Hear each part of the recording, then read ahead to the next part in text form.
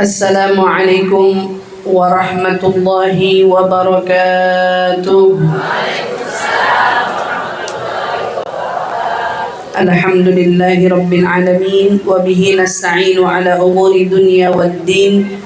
Wassalatu wassalam ala ashrafil anbiya'i wal mursalin sayyidina wa habibina wa syafi'ina wa qurrati a'yunina Muhammadin sallallahu alaihi wa ala alihi wa sahbihi wa sallam. Subhanaka la ilma lana illa ma 'allamtana innaka antal alimul hakim. Rabbi zidna ilma warzuqna fahma. Amin. Allahumma amin. Allahumma inna nas'aluka ilman ladunni wal mashrab as-safi al-hani ya wahhab ya ghani. Allahumma inna nas'aluka ilman ladunni wal mashrab as-safi al-hani ya wahhab ya ghani. Allahumma inna nas'aluka ilman ladunni wal mashrab as-safi al-hani ya wahhab ya ghani. Alhamdulillah, segala puji syukur bersama-sama kita panjatkan kepada Allah Subhanahu wa taala yang mengumpulkan kita di siang hari yang penuh berkah ini di majelis kita bersama, yang alhamdulillah kalau bulan lalu sahibatul baitnya nggak ada, tapi bulan ini Allah kembali kumpulkan kita bersama dengan mereka-mereka. Ya, Ustazah Sarah, Ustazah Sania, semoga Allah panjangkan umur keduanya, Allah sehatkan badannya beserta segenap keluarga besarnya. Mudah-mudahan apa yang dihajatkan jadi hajat yang diterima dan diijabah Allah Subhanahu wa taala. Wabil khusus kepulangan hajinya, mudah-mudahan hajinya menjadi haji mabrur, sa'yan mashkur, dzamban maghfur, wa tijaratan lan tabur.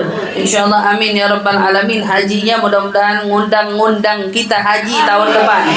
Insyaallah amin ya rabbal alamin. Alhamdulillah. Ya, nikmat dari Allah Subhanahu wa taala kita lihat orang pulang haji. Kenapa?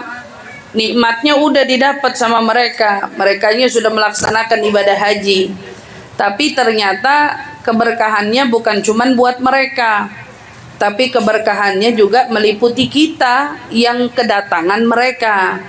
Orang-orang pulang dari haji bawa barokah. Orang-orang pulang dari haji bawa kebaikan. Buktinya seperti yang tadi disampaikan, kalau ketemu sama orang yang pulang haji, kalau dapat kesempatan salaman, minta didoain biar diampunin dosa-dosanya.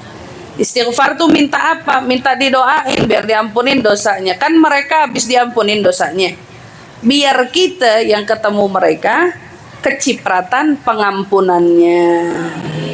Kecipratan juga gara-gara doa mereka, dosa-dosa kita jadi diampunin Allah Subhanahu wa taala. Ini nih nikmatnya Islam. Islam itu kalau ngasih kebaikan bukan cuman kepada satu pelaku kebaikan tersebut, tetapi yang ngejalanin mereka, dampaknya yang dapat kebaikan kita. Sama Bu, kalau ada orang ngelakuin keburukan, keburukannya itu dampaknya bukan cuman si pelakunya, tetapi juga punya dampak buat kita semua. Makanya kalau kita ngelihat ada orang melakukan kebatilan, ya, keburukan, kita nggak bisa diem aja dengan alasan dosa kan dosa mereka. Karena perbuatan mereka punya dampak buat kita. Contoh, ada orang baca ratib, yang baca ratib dia, tapi yang dapat berkah kampungnya. Ada orang main judi, yang main judi dia, tapi dapat kena dampak kampungnya. Hari ini ada orang buat taat, buat kebaikan, itu bukan cuma buat diri kita si pelaku kebaikan. Kita bisa juga memberikan dampak kebaikan bagi orang sekitar kita. Kalau kita jadi orang baik, kita beri ketentraman bukan cuma untuk diri, tapi kita juga nularin ketentraman buat orang lain. Kalau kita jadi orang buruk, kita nih yang buruk, sudahlah kita buruk, memberi dampak buruk pada diri sendiri, juga menularkan dampak buruk pada orang lain. Inilah pentingnya kita bersama, saling bahu-membahu mengajak di jalan kebaikan. Kenapa ada pengajian? Kenapa ada tausiah? Kenapa ada ustazah mengajar? Repot-repot ngajakin orang ke jalan kebenaran. Padahal kan ibadah masing-masing. Ibadah kan masing-masing, betul apa enggak? Iya, kalau mau bisa aja dong Saya Ustazah Aluya siang-siang begini tidur aja di rumah. Ngapain repot-repot Ustazah Aluyah ngisi dari majelis ke majelis, atau saya, atau Ustazah Sarah, atau Ustazah Sani, ngapain? Tapi ternyata dalam kolaborasi mengajak kebaikan itu juga memiliki dampak kebaikan tersendiri. Kita nggak bisa tinggal diem, mau jadi orang baik sendirian. Kita mau ngajak orang. Kayak pelaku maksiat juga nggak bisa diem. Mereka nggak betah berbuat dosa sendirian. Pengen ngajak orang-orang ikut-ikutan berdosa. Makanya kita perlu jaga-jaga. Namanya manusia nggak luput dari dosa. Setidaknya hidup kita ini yang nggak punya tahu jaminannya ke depannya jadi siapa. Tapi kita selalu menjaga-jaga diri kita berada di dalam lingkungan kebaikan. Dengan kita melazimi diri istiqomah di dalam tempat-tempat kebaikan. Mau apa sih? Mau belajar. Terus belajar apa sih yang paling penting kita pelajarin? Pertama, sebelum kita belajar terkait teori-teori agama, yang perlu kita pelajarin apa diantaranya? Prasangka. Allah Subhanahu wa taala berfirman, ijtanibu katsiru minadh-dhanni. Kita disuruh ngapain? Suruh menjauhi banyak prasangka. Inna ba'dha dhanni itsmun. Karena sebagian prasangka dosa. Orang hari ini banyak hidupnya praduga aja, prasangka-prasangka. Akhirnya salah sangka. Dari salah sangka, salah tuduh. Dari salah tuduh, banyak dosa. Kita diminta jaga prasangka. Pertama yang disuruh jaga prasangka. Subhanallah. Dan ternyata prasangka yang paling utama yang perlu kita jaga. Sebelum kita prasangka sama Allah, sebelum kita prasangka sama hambanya Allah, ada prasangka yang juga perlu kita jaga untuk diri kita sendiri. Prasangka apa? Prasangka terhadap takdir yang Allah tetapkan kepada diri kita sendiri. Ya. Hari ini banyak orang yang punya prasangka buruk, bukan pada Allah, bukan pada orang, tapi pada dirinya sendiri. Kenapa nasib saya begini ya? Dosa apa yang saya perbuat? Salah apa ya saya sampai saya begini? Dia sedang prasangka pada siapa? Pada Allah. Dia sedang prasangka pada dirinya sendiri. Dia mengira nasibnya buruk. Makanya dibilang ahsinudzon biaqdarikum.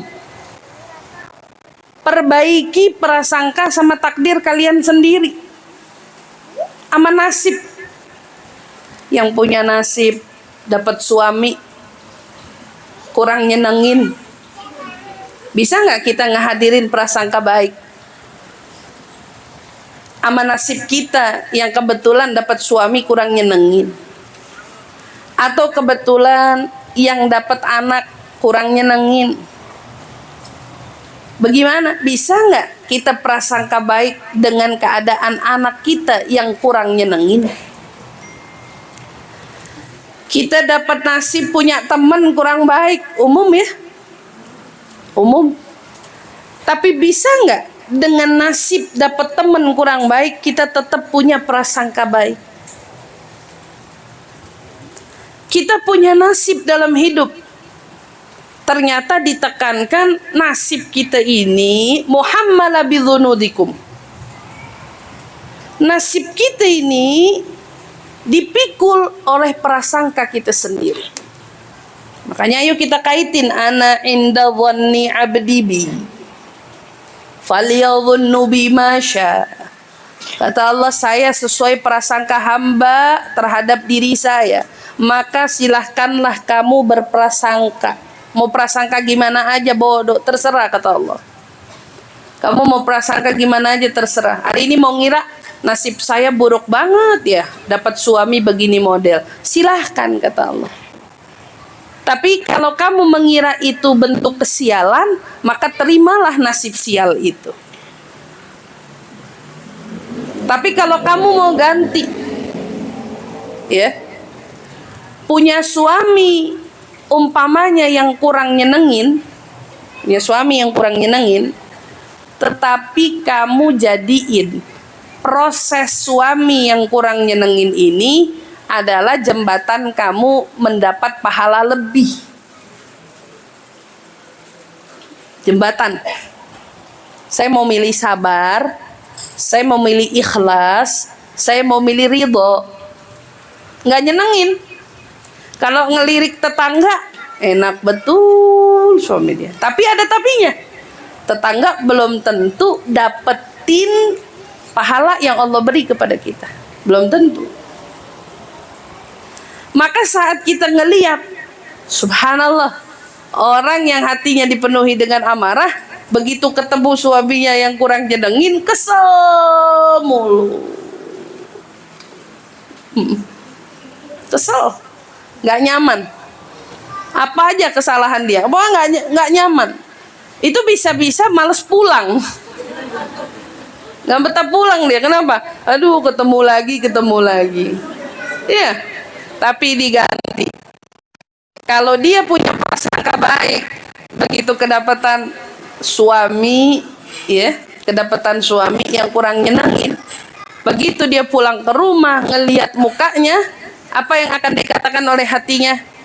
Ahlan wa sahlan bihasanati. Iya.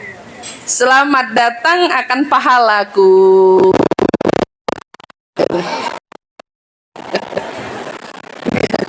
Masalahnya Ustazah buat nyampe itu tuh gimana tuh, ya?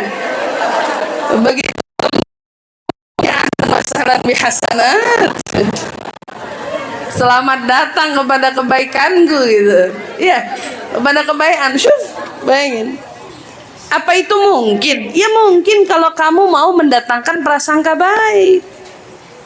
Itu bisa jadi ladang amal. Begitu juga kita dapetin anak-anak dengan karakternya yang luar biasa.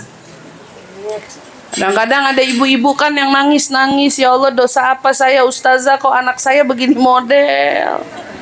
Gitu. Ya modelnya begitu gitu ya. Ya Allah salah apa, sampai malu saya kadang-kadang sama orang, sampai bingung mau dibilang bukan anak saya tapi anak saya.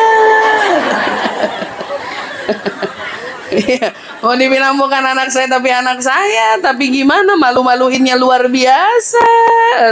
Subhanallah, bingung kita. Iya. Bisa nggak ini dirubah persepsinya? Bukan mengira ini sebagai dampak masalah, ujian, beban dan lain sebagainya, tapi digantinya ternyata semudah mengganti prasangka. Prasangkanya dirubah. Apa yang kau rubah? Iya, kalau tadi kita anggap anak ini ujian, cobaan, beban, masalah dalam kehidupan, diganti sekarang dia adalah jembatanku untuk menggapai ridha Allah. Jembatan.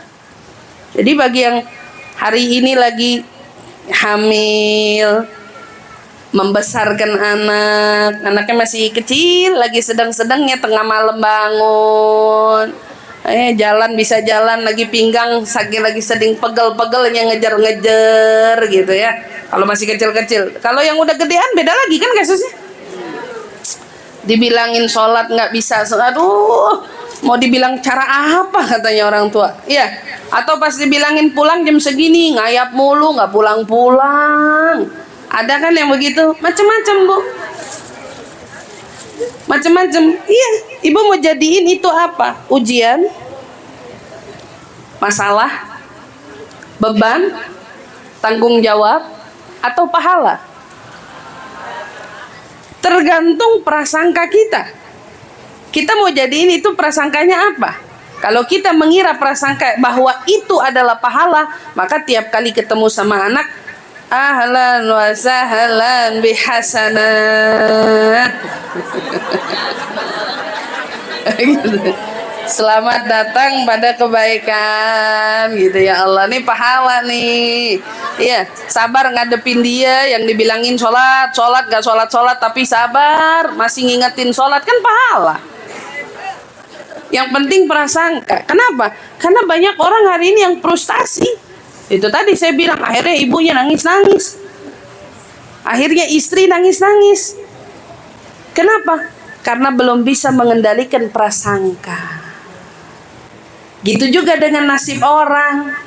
Baik dia yang merasa dicurangi, baik dia yang merasa dihianati, baik dia yang merasa ditinggali, baik dia yang merasa dijahatin. Sama siapa? Orang-orang sekitarnya, sahabatnya, temannya, dan semuanya. Kita bisa menjadikan itu semua bukan sesuatu yang melukai kita, tetapi bisa menjadi sesuatu yang menguatkan kita. Tapi yang diganti tombol pikirannya, yang diganti prasangkanya. Ibu menyangka apa ini? Oh, kalau ibu nyangka teman yang curang itu luka, berarti ibu terluka. Iya dong. Tapi kalau ibu kemudian mengganti tombol itu, saya nggak mau pencet tombol luka, tapi saya mau pencet tombol pahala. Dilukai sama temen, sakitnya mah ada, karena kita manusia, emang kita baja. Sakitnya ada, Bu. Masa dicubit nggak ada rasa?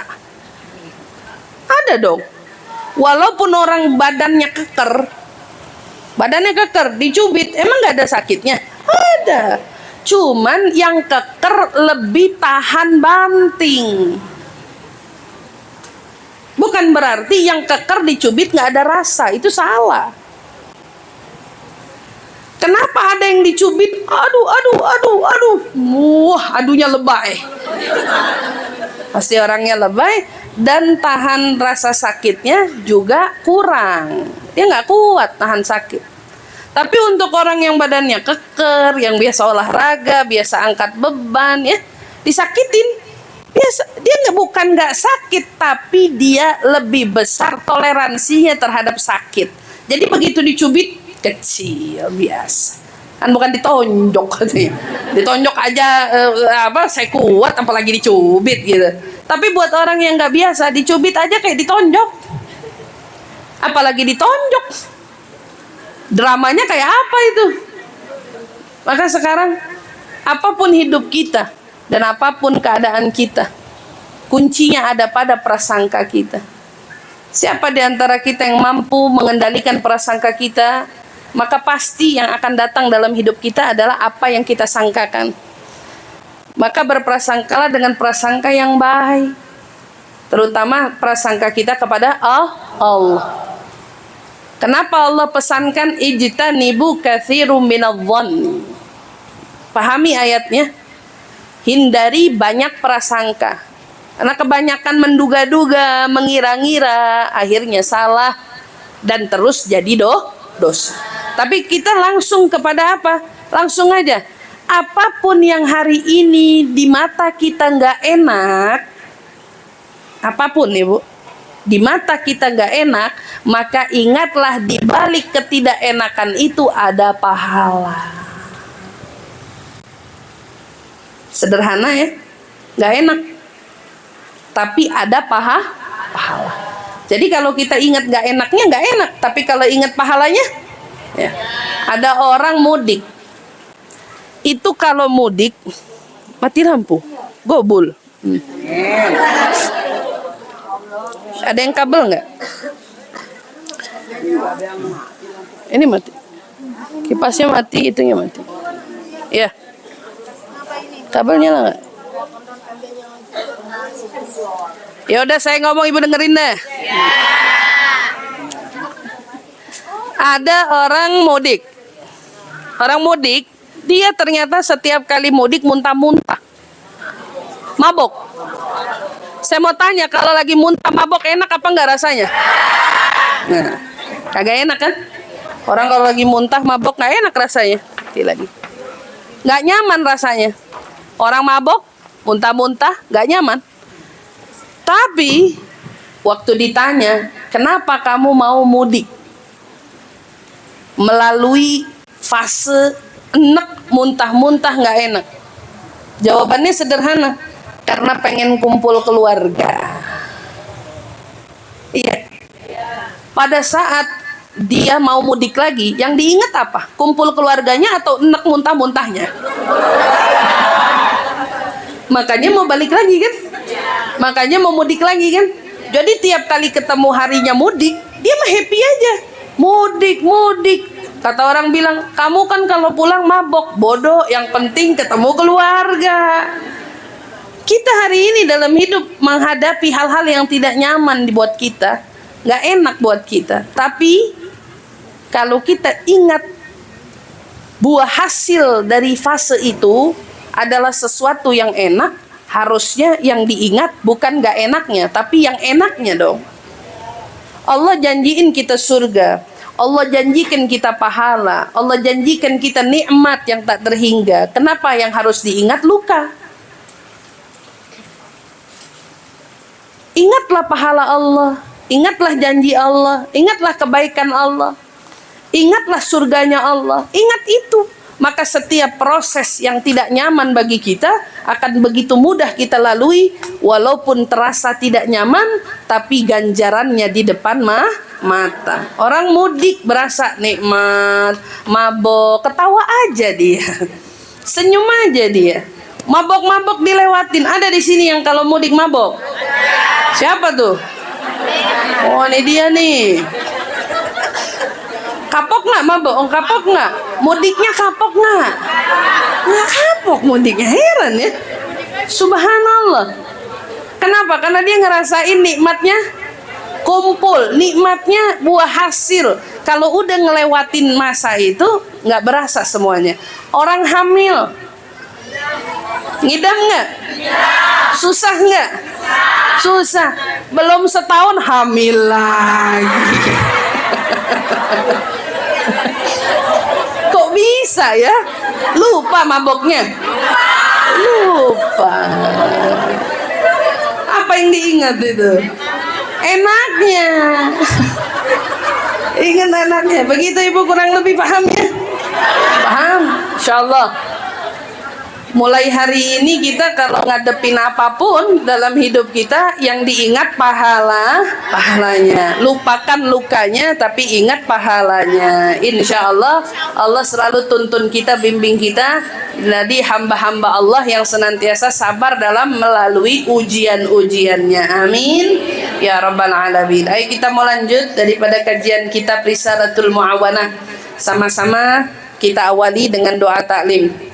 Bismillahirrahmanirrahim. Nawaitu ta'allum wa ta'lim wal naf'a wal intifa' wal mudzakarah wal tadhkir wal ifada wal istifada wal hitha 'ala tamassuk bi kitabillah wa sunnati Rasulillah sallallahu alaihi wasallam wad du'a ila al huda wad dilalata 'ala al khair ibtigha'a mardati wa qurbihi wa thawabi wa husnul khatimah ma'al lutfi wal 'afiyah wa salahil 'aqiba bi rahmatika ya arhamar rahimin. Amin amin ya rabbal alamin. Bismillahirrahmanirrahim. Wa qala al-musannif rahimahumullah wa nafa'na bihi wa bi 'ulumihi fid dharain amin. Radhiyallahu anna wa ankum wa sa'ilil ummah ajmain ila angal. Yang punya kitab 213 ya. Bulan lalu salah. 213. Kemarin bulan lalu di tengah-tengah, setelah saya mikir-mikir tadi lagi ngomong lagi di masa kita mundur ya, kapan hatamnya ini kita udah baca hadis qudsi yang itu dia, makanya sudah di akhir ya harusnya. sudah mulai hadis qudsi yang Makanya tuh lebih ini lagi tuh. Makanya. Taib. Nah, 200. Iya. Qala Rasulullah sallallahu alaihi wasallam, al-imanu nisfan. Nisfun sabrun wa nisfun syukrun. Nabi sallallahu alaihi wasallam bersabda, iman itu ada dua bagian. Pertama, sabar. Yang kedua, syukur. Iman ada dua bagian. Nih kalau kira-kira ilustrasinya, kalau iman itu bulat, maka kita bagi dua. Satu bagiannya apa? Sabar. Satu bagiannya lagi syukur. Harusnya kita sama-sama tahu, orang dalam hidup kuncinya dua. Bagaimana iman seseorang bisa bertahan, berarti kuncinya dua. Yang harus dia kendalikan sabarnya, kedua syukurnya. Gimana kita menjadi hamba saat kita diuji tapi kita masih bisa bersyukur? Ada orang sabar tapi lisannya berat untuk syukur. Ada kan? Kalau kita bicara, apakah ini balance? Nggak balance. Ini belum balance. Yang balance itu, yang seimbang itu, sabar diiringi syukur. Jadi kalau orang hari ini syukur aja, alhamdulillah, alhamdulillah, tapi lost control, sabarnya juga nggak punya. Kira-kira seimbang atau tidak imannya? Enggak. Imannya nggak seimbang. Perhatikan, akan ada sesuatu yang tidak sesuai. Tapi kita belajar dari Nabi Muhammad SAW. Gimana Nabi kita nunjukin bahwa syukur sama Allah itu bukan cuma tentang kalau kamu dianugerahi nikmat lahiriah atau nikmat batiniah. Enggak, bukan tentang dikasih nikmat, tapi justru di tengah kau diuji dengan ujian yang berat, gimana kamu bisa mempertahankan syukurmu pada Allah. Bayangin, kita lihat Nabi Ayub, katanya Nabi yang luar biasa diuji, betul apa enggak? Pada saat Nabi Ayub diuji, apa yang Nabi Ayub cerminkan pada kita? Teladan apa yang Nabi Ayub contohkan pada kita? Nabi Ayub konsisten dalam syukur dan sabarnya. Tak peduli berapa ujian yang datang bertubi-tubi, dia tetap menjadi hamba Allah yang sabar dan tetap konsisten bersyukur. Syukur aja, tapi sabar juga. Nabi juga gitu. Diuji secara materi, itu sudah langganan Nabi. Jadi siapa dari kita yang hari ini merasa diuji oleh materi, kita harus ingat Nabi Muhammad pun mendapatkan ujian dari sisi materi. Bahkan dari awal beliau dilantik menjadi Nabi, ujian materi nomor 1. Yang pada akhirnya satu keluarga makan rumput. Kebayang nggak? Pemboikotan warga di masa tersebut memicu Nabi harus makan rumput sama keluarganya. Artinya kan kesulitan-kesulitan ekonomi yang dihadapi oleh kita hari ini pernah jadi contohnya Nabi gitu. Nabi pernah jadi contoh buat kita. Apa yang Nabi lakukan? Proteskah? Mengurangi ibadahkah? Atau justru yang Nabi tunjukkan tetap konsisten menjadi hamba yang sabar dan tetap syukur? Nabi tetap syukur.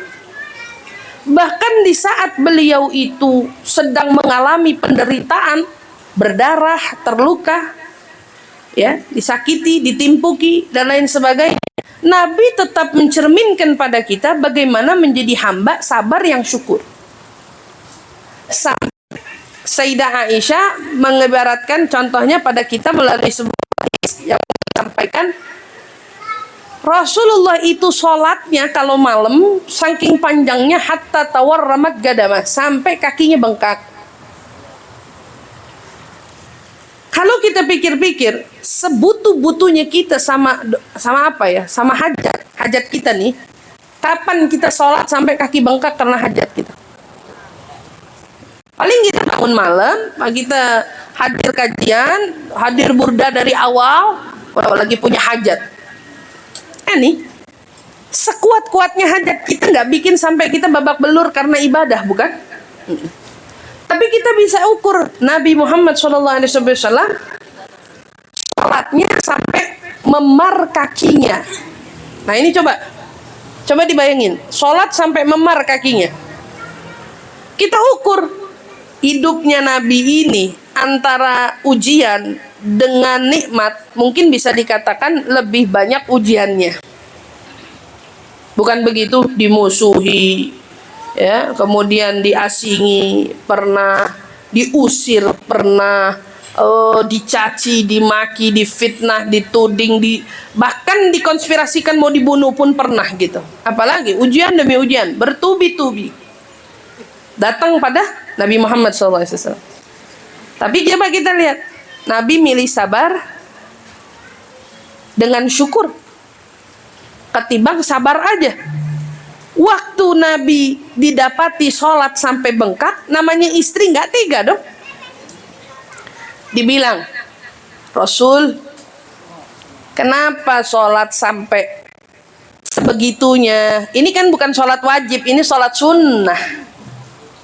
Kenapa sampai segitunya? Kita juga nggak diminta begitu. Maksudnya istri ngingetin gitu ya. Kenapa harus begitu? Apa jawaban Nabi? Afalam akun abdan syakur. Emangnya saya nggak boleh jadi hamba yang syukur? Sekalipun dosanya dijamin, nggak ada, diampunin semuanya, nggak ada, ibaratnya Nabi nggak ada keburukan, apa aja hajat yang Nabi mau minta tuh tinggal ngadahin tangan, Allah bisa turunin kapan aja. Kalau sekelas Nabi Musa, inzil aidatan minas sama, ya Allah turunin hidangan dari langit, turun. Apalagi Nabi, betul apa enggak? Apalagi Nabi lah, semua orang pernah ngerasain minum air. Satu kelompok sahabat dalam ma'rakah, dalam peperangan, kehabisan air. Keluar air dari mana? Dari jemarinya Rasul SAW. Hadza afdalul miyah fil alam. Air paling afdal, lebih afdal dari air Zam-Zam. Air yang keluar dari tangannya Rasulullah sallallahu alaihi wasallam. Jadi apa Nabi? Hamba sabar, hamba syukur. Dan itu menunjukkan kesempurnaan iman. Jadi ibu-ibu, hari ini Ustazah, saya pengen iman ini tetap utuh, iman ini tetap ada. Jaga keseimbangan sabar dan syukurmu, itu penting. Maka dikatakan, ketahuilah bahwa sebagaimana wajib bagi kita ini mensyukuri nikmat Allah yang Allah anugerahkan kepada kita. Seperti apa? Ilmu, ini kan nikmat. Ilmu, sehat. Maka demikian juga kita wajib mensyukuri nikmat Allah yang umum. Kalau ilmu, sehat, ini kan untuk kita doang. Ya. Hari ini yang hadir di sini berapa? Katakan 300 orang misalnya. Ini 300 orang yang hadir, ilmunya sama apa enggak? Enggak. Sehat badannya sama atau enggak? Enggak. Masing-masing punya jatahnya sendiri. Ada yang dikasih ilmunya cerdas banget, ada yang lupa mulu. Misalnya, ada yang lupa mulu. Bodoh nggak ada orang bodoh ya. Adanya orang lupa, kalau saya nganggapnya gitu aja. Tidak ada orang bodoh, adanya orang lupa. Jadi kalau hari ini kita ketemu ada orang yang kurang ngerti, kurang paham, bukan bodoh, sering lupa. Ya, sering lupa. Oke. Ada yang daya ingatnya luar biasa, ada yang lupaan, lupa mulu. Satu. Kedua, ada yang kakinya sehat bukan main, ada yang kakinya jompo. Duduk dikit, lamaan dikit, gelisah. Iya apa enggak? Iya kan? Iya. Ustazah, kenapa sekarang duduk di kursi, nggak duduk di bawah lagi? Nggak kuat kakinya. Nggak kuatnya bukan nggak kuat duduk, saya duduk di bawahnya masih kuat, duduk berdirinya yang udah nggak kuat, berdirinya yang kelamaan nggak kuat. Jadi saya punya kaki tuh flat, kaki flat kalau didiriin kelamaan dia lebih sakit. Ternyata normalnya kaki orang ada jedokannya katanya, iya kan? Ada cekung, ada cekungannya, itu normal. Kaki saya flat rata, kalau habis dari kamar mandi nginjek ada tandanya, semua kakinya bertanda di situ. Nah, kakinya flat. Itu cepet capeknya. Makanya nggak kuat jalan kelamaan, nggak kuat berdiri kelamaan gitu. Berdirinya yang lama nggak kuat-kuatnya duduk. Oke. Orang dikasih sehat masing-masing, dikasih ilmu masing-masing. Tapi ada nikmat umum yang kita juga nggak boleh lupa syukur. Nikmat umum ini harus kita perhatikan. Apa nikmat umum itu? Seperti terutusnya para rasul. Itu nikmat umum. seperti turunnya kitab suci. Itu nikmat umum. Seperti adanya langit yang masih tetap berdiri tegak kokoh di atas kita. Seperti apalagi nikmat terbentangnya bumi, tidak bergelombang, tidak gimana-mana bagi kita untuk kita. Syuk. Ini nikmat umum, semua merasa. Tapi kita tetap harus syukur. Terima kasih ya Allah, kau jadikan aku bagian daripada umatnya Rasulullah. Kenapa kita kalau bulan Maulid sering dengar, ya Allah makasih kau telah pilih kita semua menjadi umat khairul ummah, umat terbaik. Penting syukur. Kamu kira itu bukan nikmat? Itu nikmat. Kemudian turunnya kitab suci, ada Taurat, ada Zabur, ada Injil, ada Quran. Di antara kitab-kitab itu justru kitab suci kita dipilih sama Allah, Al-Quran. Nikmat apa enggak? Kak kebayang kalau turunnya buat kita Zabur, nggak kebayang kalau turunnya buat kita Taurat, nggak kebayang kalau turunnya buat kita Injil. Tetapi kayaknya Allah sudah pilih sesuai. Enak banget, kita taunya Quran, kitab terbaik, kitab tersempurna, kitab yang paling rampung dari beberapa wahyu, firman Allah Subhanahu wa taala. Senang aja bawaannya. Terus kalau dipikir-pikir, yang buat dosa banyak, yang ngelakuin salah banyak, jangankan orang, kita sendiri juga banyak gitu ya. Tapi Allah tetap buat langit itu berdiri tegak, tidak runtuh di atas kita. Padahal kalau ibu tanya, langit ini tiap hari minta izin sama Allah mau runtuh. Langit tiap hari izin sama Allah mau runtuh. Kenapa? Nggak kuat dia ngelihat para pelaku maksiat di bawahnya. Sama halnya seperti laut tiap hari izin mau tsunami. Kalau ibu tanya, laut itu tiap hari izin mau tsunami. Kenapa? Saking gerahnya dia ngelihat para pelaku maksiat. Kalau kita lihat laut itu kan harusnya tempatnya kita tafakkur. Betul? Menikmati pemandangan dari ciptaan Allah yang begitu hebat dan luasnya. Tapi berapa banyak orang jadiin laut itu tempatnya buka aurat. Iya kan? Itu laut tiap hari minta izin. Boleh nggak saya tsunamiin aja nih kampung? Nggak, sama Allah nggak diizinin. Sama halnya bumi. Itu kalau bisa tiap hari udah mau meletus aja gunung, isinya pengen keluar aja. Saking keselnya dia sama para penghuni bumi yang ada di atasnya mereka, yang terus-terusan maksiat sama Allah. Tapi sama Allah dibikin bumi tenang, langit tenang, laut tenang, semuanya tenang. Kapan kita sadar dan syukur sama nikmat itu? Itu nikmat umum. Tapi kata beliau, Imam Haddad bilang, ente kita perlu syukur.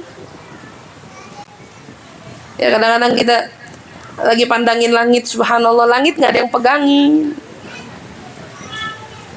Yang pegangin Allah. Tidak bertiang dia kan? Tapi dia bisa ada menaungi kita semua. Subhanallah. Bumi yang sebegitunya, tapi terkesan datar bagi kita, gitu ya. Enak aja kita jalannya.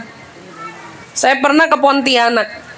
Pontianak itu dibilang katanya tanahnya gambut, apa namanya itu? Dia nggak rata gitu tanahnya. Karena dekat sama laut apa gimana bahasanya gitu ya, kalau nggak salah. Tiap kali kita jalan, aspal itu nggak pernah bisa lurus dibikinnya.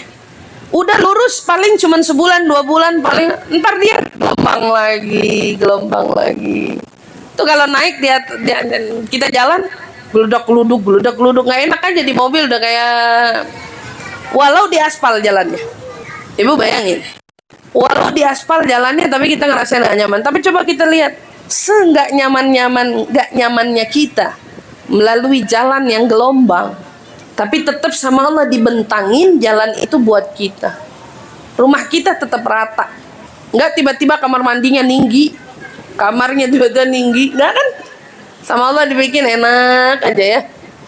Kasur rata, semua rata, kita ngerasain aja nikmat. Tapi banyak dari kita nggak tahu pentingnya syukur akan nikmat itu. Syukuri nikmat tersebut. Kemudian ketahuilah, pengetahuan hati dengan beberapa rangkaian nikmat, yaitu nikmat apapun, tidak akan sampai dengan daya dan kekuatan seseorang, kecuali dengan rahmat Allah Subhanahu wa Ta'ala. Pengetahuan ini dan perwujudan rasa syukur. Kita selama ini mengira kalau kita mendapatkan sesuatu karena usaha kita, yang mana padahal kata beliau, tiap kita mendapatkan satu nikmat, nikmat itu tidak lepas dari upaya Allah untuk kita. Kasih sayang anugerah Allah kepada kita. Ibu pernah nggak waktu makan baca doa makan? Di antara doanya kan salah satunya alhamdulillah alladzi at'amana hadza wa razaqani min ghairi hauli minni wala quwwah. Terima kasih ya Allah atas nikmat makanan yang kumakan ini, hadza ta'am, wa razaqani, dan kau anugerahkan kepadaku min ghairi hauli minni wala quwwah, tanpa adanya upaya yang susah, yang sulit untuk aku mendapatkannya. Kata siapa ustazah? Kita dapat makanan tuh sulit loh, karena belinya pakai uang. Uangnya tuh susah didapat gitu ya. Kita mikirnya uang doang. Tapi ibu di balik uang, proses penghasilan makanan itu, ibu pernah pikirin nggak?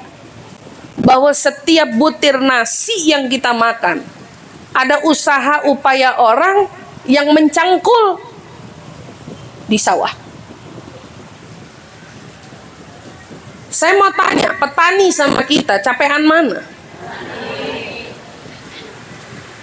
Sudahlah mereka yang paling capek, mereka nyangkul nasi buat kita, beras buat kita, upah mereka yang paling kecil. Siapa dari kita yang merasakan sulitnya atau penderitaan para petani? Ini contoh aja. Kita beli. Hari ini ustazah katanya beras naik. Berapa sekarang beras seliter? 14.000, 15.000. Mungkin sewaktu-waktu bisa 20.000 1 liter. Kita nggak tahu. Terlepas itu beras naik harganya, kita repot di sini ngomongin beras naik. Itu beras kalau udah dibeli tinggal kita masak. Kalau udah dimasak tinggal kita makan. Siapa dari kita yang menghadapi kesulitan yang dihadapi para petani kita? Dia yang naruh benih, dia yang harus ngebajak sawahnya, dia yang harus manen, dia yang harus ngerontokin gabahnya. Kita tinggal makan. Betul apa enggak? Maka kalau dibilang walaupun kita yang masak, kita yang bikin, semuanya dimudahkan. Tidak ada kesulitan, tinggal ngunyah, tinggal makan dengan seringan-ringannya. Ini makanan ada hadir di depan kita tanpa ada kesulitan yang luar biasa. Ini baru petani. Sama bu, ibu masak apa? Ibu beli bawang hari ini, ibu beli tomat, ibu beli jagung, ibu beli semua sayur yang ibu makan. Pernah nggak ibu kebayang di balik sayuran yang kita beli, bumbu dapur yang kita beli, itu ada usaha, tenaga, keringat orang yang berjuang menghasilkan itu semua. Cabai yang kita makan, ada usaha orang yang nanam. Kita tinggal beli, tinggal makan. Segitunya repot ngomongin kita yang paling susah makan. Kalau ibu cek itu para petani atau mungkin para orang-orang yang nanam-nanam itu, sehari mereka makan apa sih bu? Tanya deh sama petani.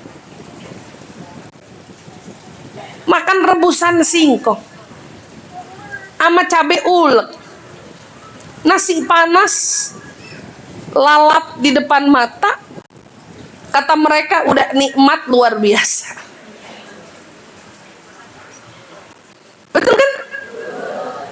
Sementara kita yang di kota ribut harga, ribut menu makanan di meja, ini kurang, itu kurang, dan seterusnya.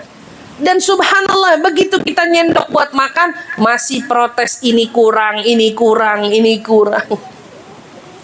Kapan kita mau belajar syukur? Begitu kita nyendok, kita makan, selesai makan tuh ya, kita bukan cuma ngerasain nikmatnya makan nasi, nggak perlu jadi petani. Nikmatnya makan sayur, nggak perlu jadi petani, nggak perlu nanam sendiri dan seterusnya. Kita tinggal makan, tinggal beli. Ya Allah, kadang-kadang yang jual sayuran kita aja kesian nih. Kita nih tinggal beli. Iya kan? Nawar, begitu mahal protes. Ngomong ayah marah-marah gitu. Kalau mau ngambil untung kira-kira dong. Ya Allah, itu mbok sayur ya, Pak itu tukang sayur yang gereng-gereng gerobak. Saya pengen penasaran gitu, yang gereng-gereng gerobak rumahnya segede apa?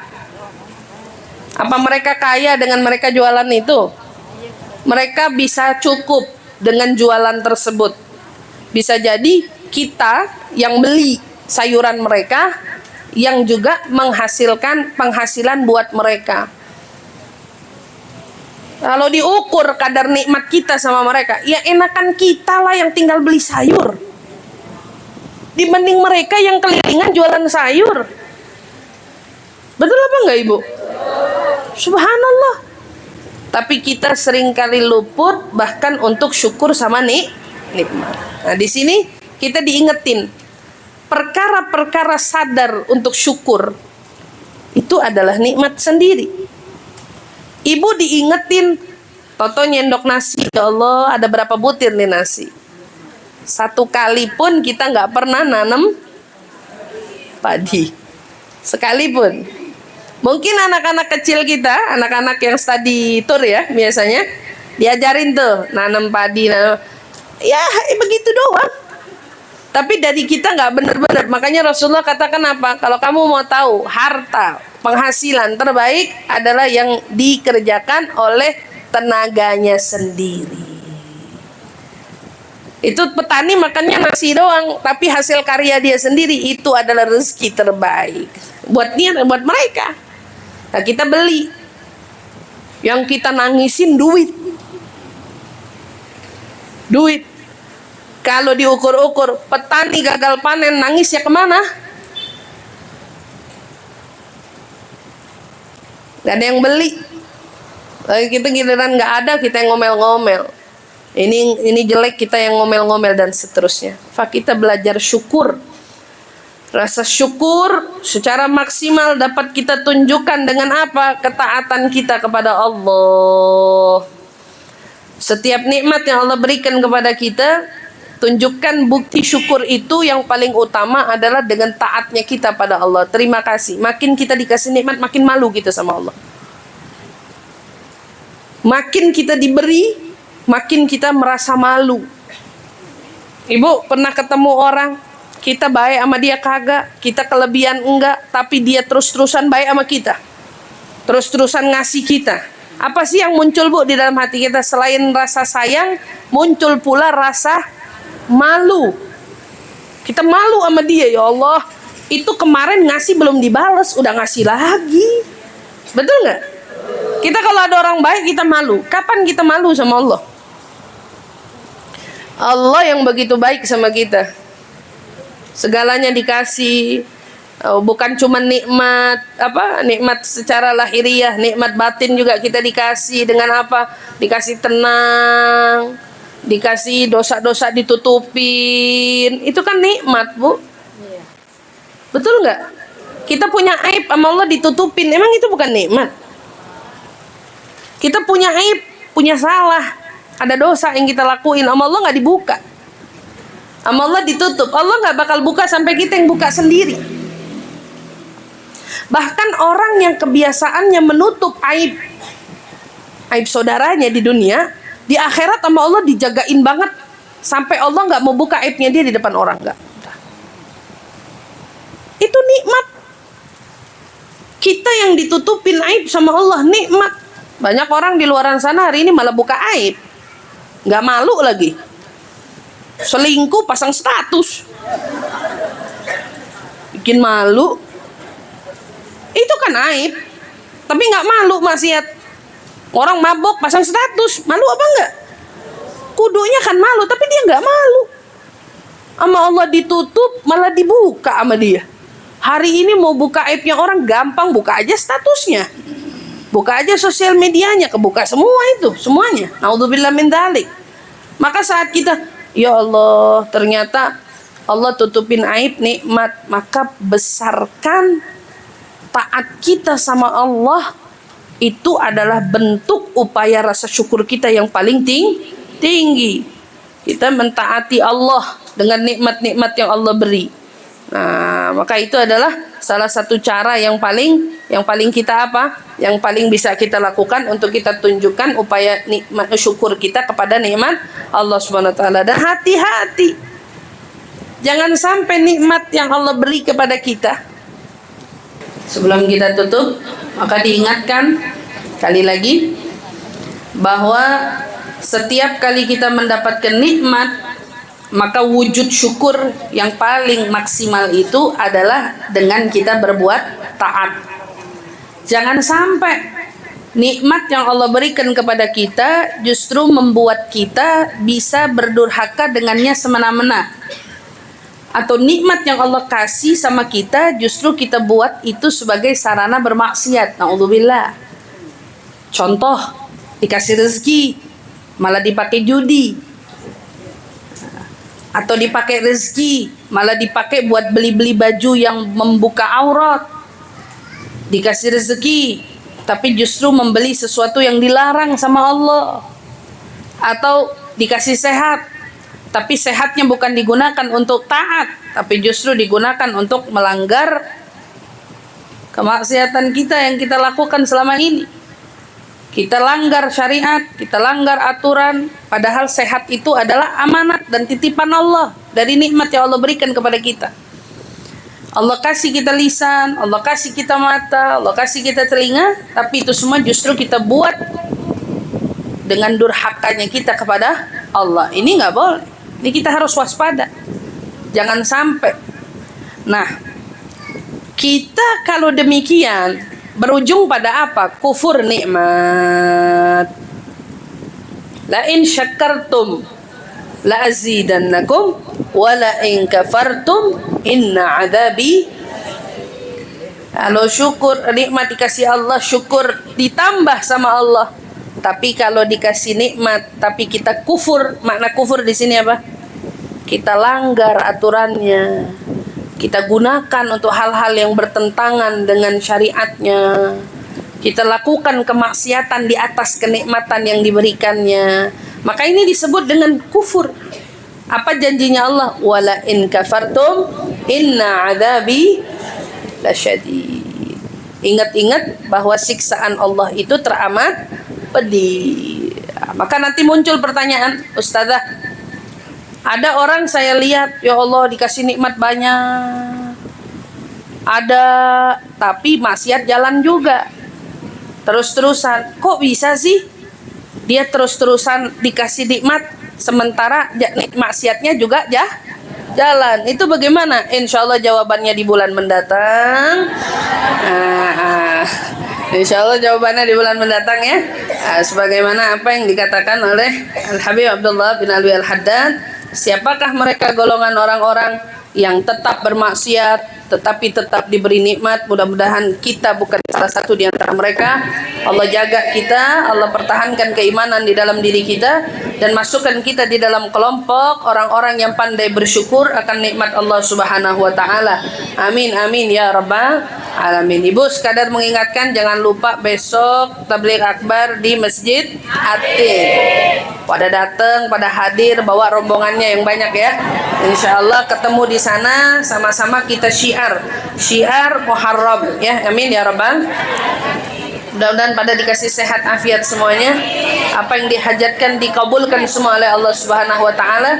Amin ya rabbal alamin. Mudah-mudahan keberkahan kita hari ini semakin bertambah kebaikannya dengan adanya Ustazah Sarah, Ustazah Saniyah yang baru pada pulang haji ya. Insyaallah kita bawa borong kebaikan keberkahan dari mereka semua insyaallah. Amin ya rabbal alamin. Ini saja mungkin dari saya. Terima kasih untuk segala perhatiannya. Kurang lebihnya mohon dibukakan pintu maaf yang sebesar-besarnya. Wal afwa minkum. Wassalamualaikum warahmatullahi taala wabarakatuh.